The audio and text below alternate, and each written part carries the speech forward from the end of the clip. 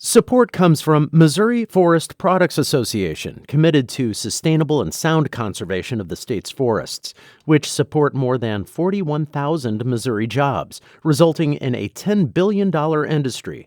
ChooseWood.com. From St. Louis Public Radio. This is St. Louis on the Air.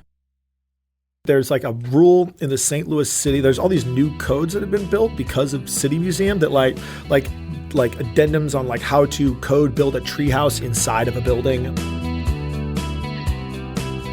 There really was no script, and I think my biggest takeaway now, zooming out, is Bob kind of taught all of us is like, don't let anybody teach you to be afraid of your ideas, because if you just push for it, it'll kind of come into focus. And I remember him just looking at me and saying, like, you're only nervous because you're scared. I remember looking back like, yeah, exactly. I'm still like in awe of Kurt. Like, I'll go to Kurt like every single day and be like, all right, here's this crazy thing I drew on a napkin. It's like some crazy dragon squid creature. Here's like your crew. It's just like a bunch of alcoholic morons I hired off the street. Like, here's all your tools. Like, all of them are broken. And here's your materials. It's just like all this garbage I've been collecting for years. And when you're done, like, little children are going to climb all over. And Kurt would just like deliver on that every day for 30 years. I'm Sarah Fensky.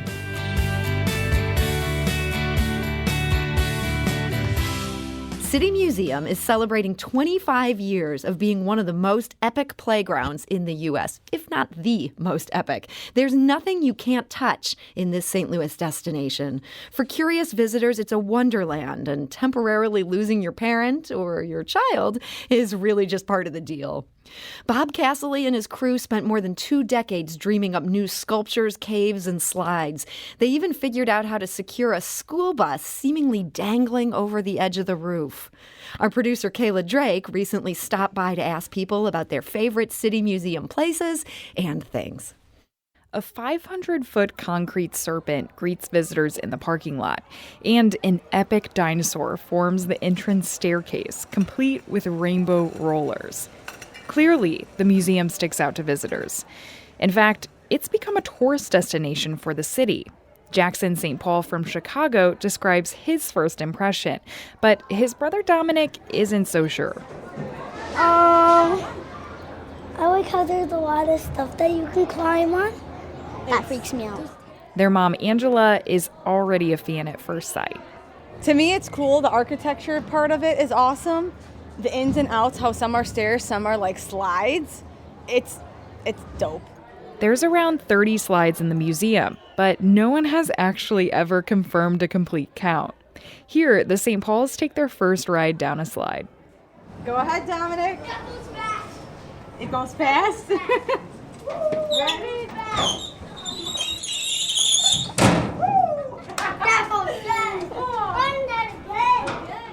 Christian Martinez and Luis Gutierrez are developers from Miami. They noticed the rooftop bus during a business meeting and had to see it in person. ¿Qué piensas de? It's fine, yeah, it's cool. It looks, for me, it's very industrial, obviously, but it's really surprising that adults and kids can have the same fun. So it's really nice to see that at least San Luis have something that we as a grown-up can feel like a little kids again. Describing the museum to someone who hasn't been there before is a hard task. The word museum typically throws people off, but I ask visitors to try. Different, wild, creative, basically just renovated. It's kind of one of a kind because there's like nothing like it. All the cool tunnels, like the slides, it's so awesome. And you meet like new people. I don't know how to describe it. It's like a dollhouse, and it's like, unbelievable things. This is how I usually tell people. I just say it's like a giant jungle gym. Like, it's just like a huge outside playground indoors. You feel like a monkey, climbing on stuff, going down stuff, and, running around, having my dad chase me and laughing at my daddy going through small spaces. It was definitely a sacrifice, and now I'm taking my reward. That reward is an alcoholic slushie, something probably added later for parents' sakes. For those of you who have never been to the museum, and for those of you who haven't visited in a while, 7-year-old Lauren Tolliver has a message. I just want to say you should definitely come here if you haven't went here. And that was producer Kayla Drake from City Museum. Now, maybe you're ready to head over there now for some climbing fun and a boozy slushie. But before you go, joining me now with the inside story on how City Museum became what it is today are 3 members of the Cassilly crew. This crew of self-described, quote, staunch advocates of risky play and, quote, designers, fabricators, and non-compliance hasn't just welded and sculpted the building's many features. They've also given it its anarchic spirit. And joining us now is Dave Bloom. He's a former Cassilly crew member and co-owner of Skate Laborious and also Such and Such Farms. Dave, welcome back. Hey, thanks for having me. And we're also joined today by Joe Backus. He is a former crew member and he is the founder of BLA Studios. Joe, welcome. Thank you. And last but not least, we're joined today by Leif Armentrout. He has been part of the construction crew at City Museum for the past 12 years. Leif, welcome. Thanks.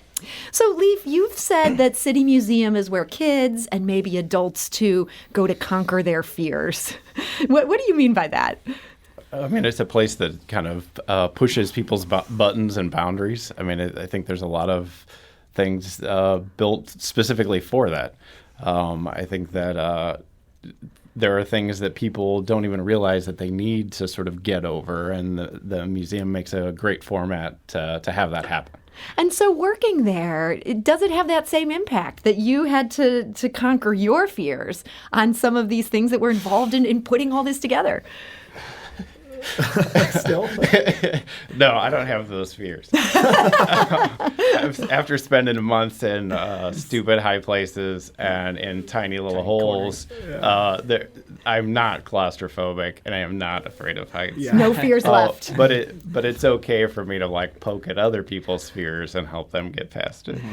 Dave, is this kind of a self-selected group where nobody would want to be part of the Cassilly crew if they're not initially just kind of down for anything? I mean, there's definitely, especially when Bob was around, there was a definite like weeding out process that happened. I mean, I remember my like interview was like I knew someone and Bob came up. He's like, "Oh, you know how to weld?" I'm like, "Yeah." And he like grabbed my hands and like felt them for calluses. I was like, "Oh, that was pretty rough hands." All right, like that was like, he was like, "All right, show it tomorrow." And that there was definitely like an attempt to, like almost a direct attempt to kind of like see what new people who are coming on the crew were made of and to make sure that they could do what they said they could do, because a lot of times they couldn't. They'd come talking all their big game and then they'd show up and they can't do anything, or that they were scared of heights or afraid of this or afraid of that. And Bob was really good about putting people in extremely awkward situations and making them quit.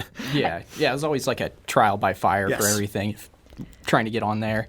I mean, when I started Cementland, he basically told me to power wash the side of a building, and then I realized For it was months. Yeah, months. and I You realized polished it that was building for like 3 months straight. 10-story, I don't know, 500 feet long side of a building. On a man lift. Yeah, and he didn't tell me. Yeah, and you had to go up this crazy mud hill to get up there on a man lift. And And all the safeties were out on the man lift. Usually man lift, if you're out of level, it like beeps at you, but that one didn't beep anymore. So you could totally tip it over. Yeah. Like it was super, And we should say Cementland was Bob Cassilly's great sort of unfinished project. This is something he was doing in deep North City, right on the edge of North County. Split between Riverview and North St. Louis. Okay, so actually also in the county. Yeah. And this was this huge project. A lot of you guys also put a ton of work into this project. This idea of the thing didn't beep when it was supposed to beep, I imagine that beeping was sort of a safety measure. Were there not always a ton of safety measures on some of these sites? Not really. No. I mean, it was just kind of like, I think Dave describes it well, where it's like kind of a Mad Max utopia art piece that was going on. And especially, like, I always thought it was funny when you're in between the city and the county is when the inspectors would come in and give you a stop work order, and then you just walk over onto the county line and start working on this Bob side. did that dance for years. Like the Riverview people would show up. He's like, "Oh, we're only working on the St. Louis side." The St. Louis people, he was like, "No, we're working on the Riverview side." And like he did that for Depends years. on who shows up. Yeah. Where you're working for the day. And I think, we're not I think doing that also, today. like, having kind of those weird environments kind of makes you kind of better craftsman what you do. Like I remember the forklift at Cementland like didn't have any brakes, so the way you did brakes is you had to slam it into reverse. And if you use a forklift like that, off-roading it when it's made to be on flat ground, slamming it into reverse to stop. When you get on a real forklift on real ground, you're like, there's nothing to this thing. This is easy. Like, it made you better at your job. I suppose. I'm still not that great at operating. I'm still not a very good forklift operator. Well, so look, I mean, you're talking about how Bob got away with some of these things out at Cementland. The first thing I always hear from out-of-towners after they've gone to City Museum is they say, how is this even allowed? Like, they love it. They have the best time of their lives, but they're saying, the city signed off on this. Do you know how Bob made that work? Surely the city building codes weren't ready for some of the stuff he wanted to do. So my understanding, and I mean, you guys know this, is that like, well, for one, like I think Ted Lamon was a guy who worked for Bob for a long time and helped kind of do some survey and engineering stuff. And I mean, there was like structural calcs and stuff done on everything. There's drawings done. It's just sort of like the process sort of a lot of times got done in reverse. Like typically, at least when Bob was alive, normally you would like draw what you're proposing to build and send it off for plan review. The city would review it and make changes, and then you go and build it. They do, footing inspections and a series of inspections. And then finally you're allowed to open it. Whereas I think we would just build something, and then after it was built, have architects draw it, and then chase him behind us. And then after it's done, the city goes to, but they're like, oh no, we're already done. Look, it's done. And Bob's the city museum passes for everyone, and he would hand them out, and but everything was so overbuilt. And that it's like, for example, like if you're like, oh, this footbridge needs to be able to hold 20 people. It's like, well, we'll just build it so it can hold like 10 dump trucks, and then we don't have to worry about it. And like use a lot of these large, just overbuild everything so that even if someone's like, I'm not even sure how to like calculate the load on this, like, do you have to? It's out of like 3-inch thick steel girders. There's plenty of things though that are overbuilt, but then there's also aspects of things where building code goes through and says you've got picket spacing needs to be this, but like ultimately we find out that things have to be closer than that. The public doesn't, if we build it to building code, it's not good for the public. So we go that next step and say like the pickets need to be closer together because the picket becomes the floor and something like that. So you little tiny feet, you don't want them going through. They got to be able to walk on it. So there are things that from an outsider's perspective, it looks super unsafe, and how do we get by with it? But when you really actually go there with a tape measure and start measuring things, it's actually way over what it needs to be. Ted told me though, and then that there's I think it was Ted, that there's like a rule in the St. Louis city. There's all these new codes that have been built because of City Museum that like addendums on like how to build a treehouse inside of a building and like all these other things, because like like the first person, Bob's the first guy to do a bunch of this stuff, and like how much of that even for us is like real or folklore or whatever. I'm not sure. But that's at least the legend. We should print it. So look, something we should mention here for people who aren't familiar with how all this worked. This opened its doors to the public 25 years ago, but part of what makes it the City Museum is that it wasn't finished at that point, wasn't even close. I mean, Leif, you've said the crew used to say nothing is sacred. Everything could be changed? Yeah. I mean, there is a degree of that. I mean, I think we've changed that now. I think things were more mutable when Bob was around because it was Bob's say. If Bob wanted to rip it out, we ripped it out. I mean, there would be things we would work a couple of weeks on, and then all of a sudden we come in after the weekend. Tear it all out. Or an extension cord is tied holding something else up into the air that you're like, oh, I guess that's the new direction that we're going. Yeah, and like going on the last point, Bob's mentality of building things didn't really, it was more off the cuff stuff that happened. Like nothing was. I mean, to think stuff was planned is really. I don't think anything was planned. He made models sometimes and stuff. Yeah, and a lot of times he would just go up. We don't like show up on the roof like say like Monday morning or it's Cementland, and he's like, okay, here's what we're gonna do. We're gonna build this thing. It's like a dragon, and then it's a pill, and then the kids go down, and it goes into a big pool of water, and we'll use the big tube. All right, and he'd run away, and we'd be like, what tube? Do you know what he's talking? I guess I'll get the torches. Leaf, do you know what the tube he's talking? Okay, and then sometimes he'd come and be like, this is perfect. Like, this is what tear it all out. This is terrible. It's very like stream of consciousness for him because he was an artist and he was just kind of making stuff as he did it. And it was our job to speak Bobbish. That was like speak the Cassilly. Yeah, like, you gotta speak the Cassilly. Yeah, because it would always be, you had to have like 4 people there because each one of them got a little bit of the conversation. Right. So I think when you all got it together, don't stand around too long because he's gonna get after you. Like you're scratching your head too long. We all use the tape measure trick. We always do Bob tape measure trick. You always have a tape measure on you, and anytime Bob comes over looking just to arbitrarily start measuring something, you're what's that? It's like 6 and 5 eighths. Like stuff up in the air with the end of it. Like, oh yeah, that up there. I think this is a good head. point to shout Kurt out. Like Kurt Nickemeyer was kind of like the Bob's sort of right hand man. I think a lot of that, Cassilly's, like I'm still like in awe of Kurt. Like Bob would go to Kurt like every single day and be like, all right, here's this crazy thing I drew on a napkin. It's like some crazy dragon squid creature. Here's like your crew. It's just like a bunch of alcoholic morons I hired off the street. Like here's all your tools. Like all of them are broken. And here's your materials. It's just like all this garbage I've been collecting for years. And when you're done, like little children are going to climb all over. And Kurt would just like deliver on that every day for 30 years. And like I think Bob is like a creative genius, but Kurt is like a construction genius. Like I remember those castles. They built the 2 castles in the parking lot. I remember talking to Kurt. I was like, so Kurt, how'd you like learn how to build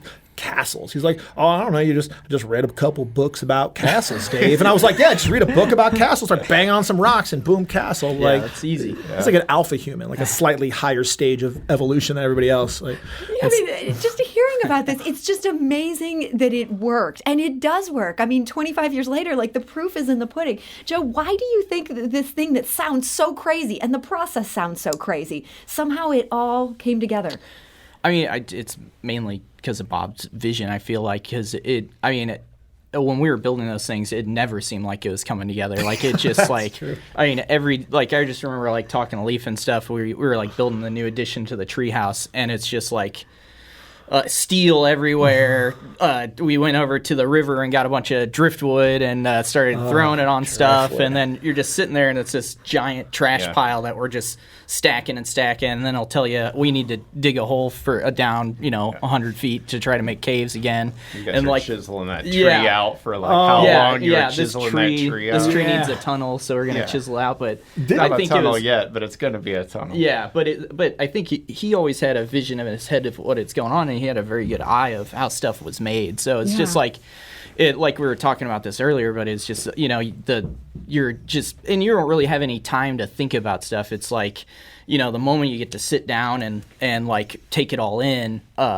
He runs across with a chainsaw, and you're like, wait, what's he doing? But then I always just like those last days when we had everything finished, and even if we weren't even like, we were still screwing in like trees, Bob would be like, all right, I'm opening this place, I don't care, and then start ripping down caution tape, and all the kids would give you your like little power tools that you hadn't picked up yet, and then we just had to live it. Yeah. Look, we are talking today about the amazing story of City Museum, such a wonderful place here in St. Louis, open 25 years. We're talking to 3 members of the Cassilly crew that helped make it what it was, guided by the genius Bob Cassilly.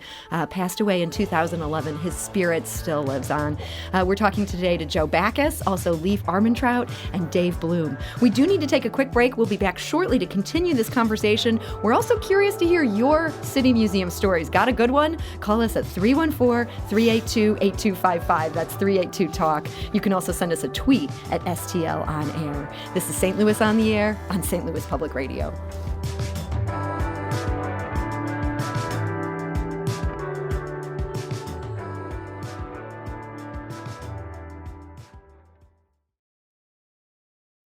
Support comes from the Missouri Forest Products Association. Missouri produces wood pallets, railroad ties, white oak barrels, hardwood floors, and more. Details on the variety of products made in the state are at choosewood.com.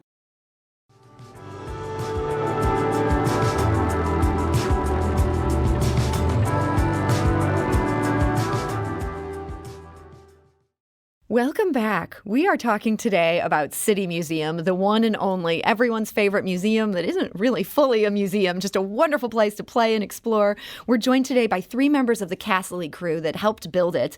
That is Dave Bloom. He's also the co-owner of Skate Laborious and Such Farms. We're also joined by Joe Backus, who is today the founder of BLA Studios, and also Leif Armentrout, who is still part of that construction crew at the City Museum today. We have a caller here who has a story story for us, I believe. This is Daniel. He's calling from Mexico, not Mexico, Missouri, Mexico, the country. And apparently he worked at City Museum from 2003 to 2012. Daniel, welcome to St. Louis on the Air. Hey, thanks for having me. Hey, what's up, man? Is this? Do we know this, Daniel? So, Daniel, take us back. What's your City Museum story? Well, there's plenty, and I kind of got distracted by what everybody was saying. It's funny to be not in the same room with those guys, but how's it going? Daniel, these guys make it just sound like this must have been the amazing, most craziest job ever. Is that about right? It was pretty good to, graduate college and then become a wild one, become a cowboy for a little bit. So yeah, it was truly wonderful. There was no script. I met the three gentlemen that you're hanging out with there, and it was great. There really was no script, and I think my biggest takeaway now, zooming out, is Bob kind of taught all of us is like, don't let anybody teach you to be afraid of your ideas, because if you just push for it, it'll kind of come into focus. I remember one time we were I tried to become right-hand man and try to, get everybody going on the right thing with all the different projects there. But, Bob was fearless and he wanted to get everything done. And I remember we were trying to hang a panel up on the roof when we were doing the Ferris wheel and such. Oh, I remember that. And then we were trying to take our time, and I was like, okay, well, we'll make this first and we'll do that first. And he's like, no, it has to happen today. It has to happen today. And I remember him just looking at me and saying, like, you're only nervous because you're scared. I remember looking back like, yeah, exactly. But, you were scared. yeah, but we did it, and everything was always safe, and that was always the fun of it, is making things look dangerous, and then making all the wonderful things come to life with everybody. And I will say, a lot of that sculpture stuff, when Dave was talking about how Kurt Nickmeyer made all that going, they were boat builders. So Kurt and his dad built boats, and I remember thinking, like, how do you know how to make a dinosaur? He's like, you kind of just make it like a boat. I mean, I'm not sure I could follow that direction, but we should say Kurt Nickmeyer, who we've talked about quite a bit today, he was the original Cassilly crew member, the guy who could execute. Kurt and Ricky, and then there's a bunch of folks. A bunch of original crew Kurt, members. Ricky, and Daniel and Bobby and Mary, and Gary Mollering, and because that's like we're kind of second generation Cassilly crew, like Daniel. Sure. Who you were talking to, and Mary and Bobby and Kurt and Ricky, they're kind of like first generation. The OGs. Yeah.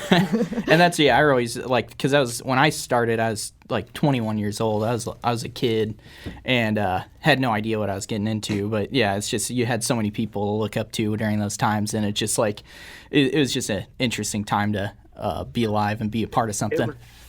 It was a collection of misfits. Yeah. So like, it was always wonderful because all various backgrounds would come together just for the visuals of seeing it. And like, I want to work there. And whether you're a WashU grad or like, honestly, a homeless person off the street, everyone, you always got a chance to carry a bucket. Wow. And if you could carry the bucket, then you could go further on. Yeah. I personally lied and said I knew how to weld and figured it out. Wow. Well, Daniel, thank you so much for joining us with these memories today. It's so great to hear from one of that first gen of the Cassilly crew. We also have a question from a caller, and I'm just going to paraphrase this since we have a lot of stuff to talk about today. He wants to know what you were planning to do with the St. Louis Arena. Is that something that the Cassilly crew had plans for? I don't know if Daniel might remember some of that. I remember hearing that there was like things where Bob had talked about getting the arena. Proposed some stuff. Some stuff. Daniel, if you're still here, can you illuminate this? Yeah, from it was before my time, when it was Cassilly crew before City Museum kind of even manifested. It was kind of like the first trial and shot down of making the City Museum. But he wanted to make the keel into an amusement park, and he basically just like made a model of it, just like he did with our rooftop model guys. When the rooftop model was the lid of a trash can, the keel was just like a big round thing, and he put legs on it and a tail and a head, and tried to make the building into a turtle, and basically pitch like, trust me, I'll make this really cool. Yeah. And it was not. I think we'll just blow it up instead. The city did not go for that proposal. Is basically what happened.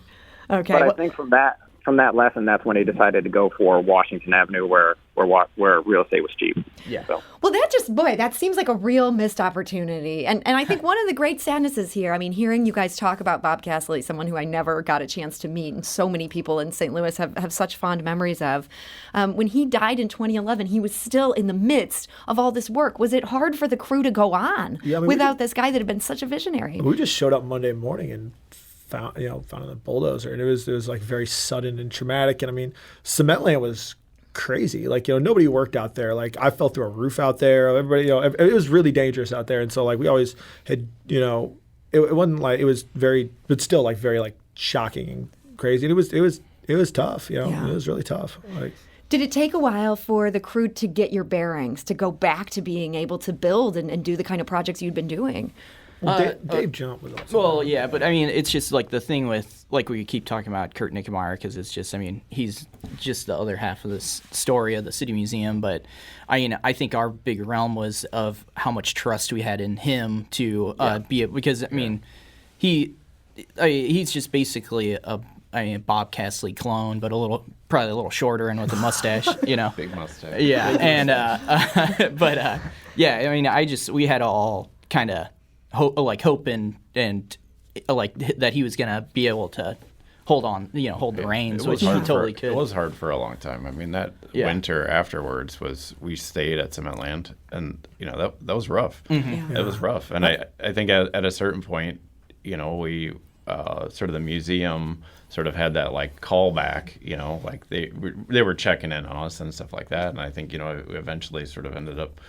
Well, I don't being called back home is the right way to put it, but kind of. Yeah, like a lot of people also know, I'm sure you guys ask all the time, they'd be like, well, you guys are going to finish all of Bob's stuff. You guys are the crew. You guys know what Bob was doing. They'd be like, I don't know that Bob knew what Bob was doing. Bob just did stuff. Like he didn't necessarily, he made models and stuff, but he was just sort of like this, and it was always super hilarious to me after he died. I remember, I think Rick said that people were like putting in applications for Bob's job. And it's like, oh, so you're here for the Da Vinci Ingenious position. Like, we'll put your application in the stack and call you soon. Like, he's not like a replaceable person. Like, and so being able to I think an entire crew of people working as hard as they could even very much struggled to replace him. And we all worked with him, intimately every single day. So it's like it's not like a fillable hole. Yeah. Mm-hmm.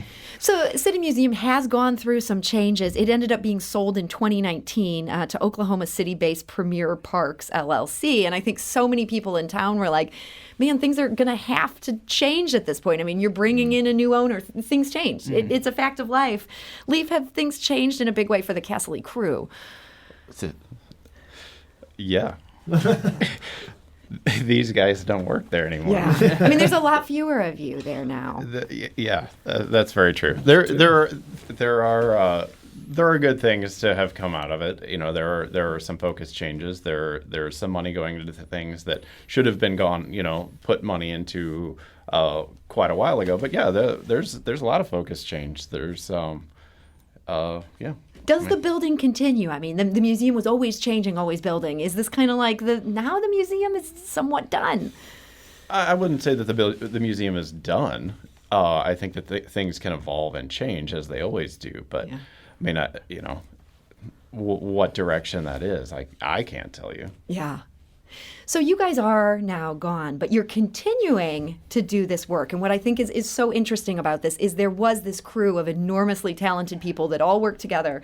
But now a lot of them are still working in St. Louis. And Dave, you have come on the show to talk a little bit about what you're doing. What you're doing ties right into what you used to do. Yeah. So me and some buddies of mine founded Skate Laborious years ago. It was pretty much like a direct thing from inspiration from working with Bob. And this is a skate park in an old North St. Louis church in North St. Louis. Yeah. And then Joe and I, right after the pandemic, started BLA Studios. And so, I mean, everyone's out of work at the pandemic, and all of our closest friends, on the crew all need to work. So we just started a company, and so now we're doing city museum type stuff all over the place. And we've done some stuff in the Post-Dispatch building for Starwood Group. We've done some stuff in STL Foundry, and Joe can maybe talk more about that.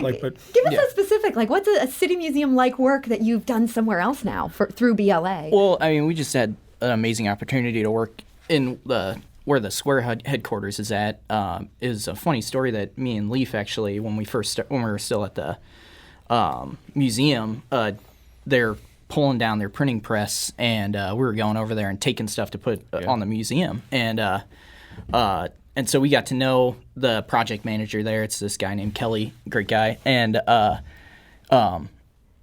we just started taking stuff out there, and I ended up building these benches. And I guess the owner of the that bought the building, John Berglund, saw these benches. John's and was an just awesome guy. Yeah, and was like, wow, we should keep doing this. And they collected all these pieces of the printing press down in the basement of pallets full of all these crazy turn of the century parts of these DOS. Yeah.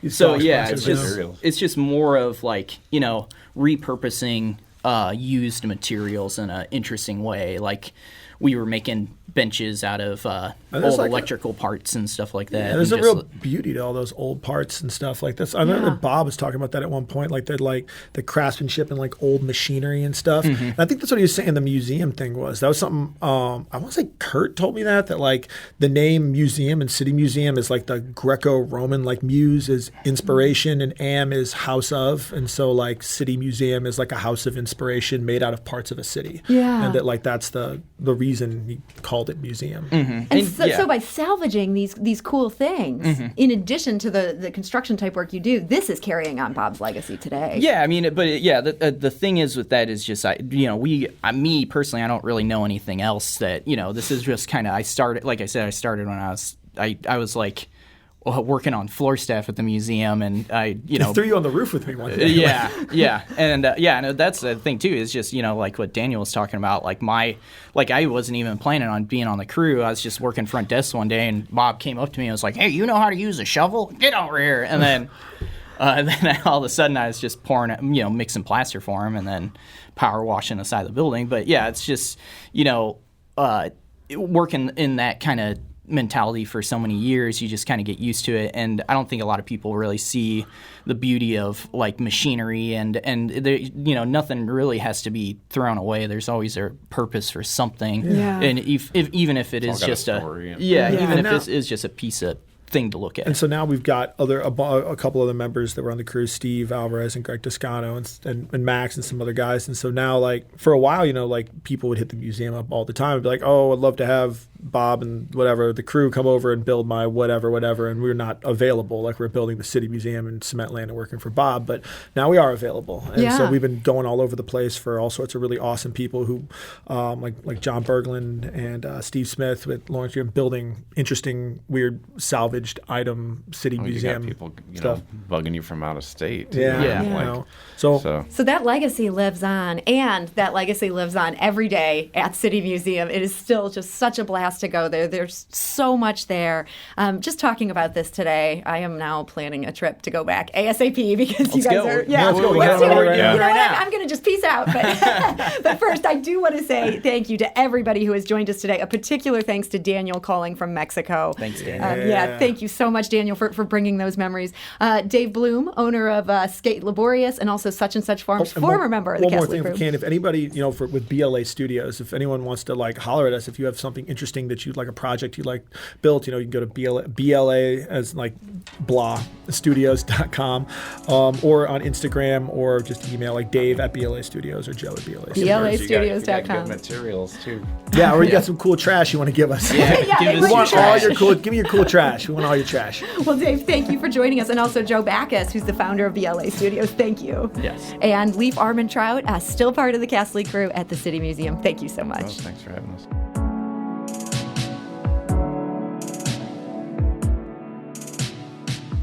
This episode was produced by Kayla Drake with audio engineering by Aaron Dorr and production assistance from Jane Mather-Glass. It was mixed and edited by Jane. Our executive producer is Alex Boyer. St. Louis on the Air is a production of St. Louis Public Radio. Understanding starts here. Do you find yourself regularly listening to episodes of St. Louis on the Air? Suggest us to a friend you think might enjoy our conversations. And leave us a review and rating on Apple Podcasts on the App Store. It's the simplest way to help people discover our show. Thanks. St. Louis Public Radio is a member-supported service of the University of Missouri, St. Louis.